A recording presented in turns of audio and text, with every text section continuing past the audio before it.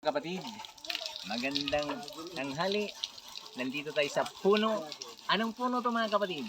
Ito ang tinatawag na puno ng kamyas. Dahil napakarami ng bunga niya, yan o, napakasarap. Kamyas nga.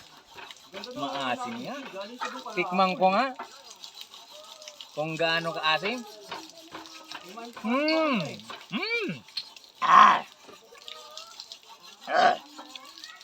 Atim.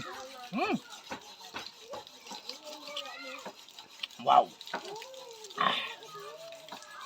Kitang-kita niyo mga kapatid. Napakarami ng bunga.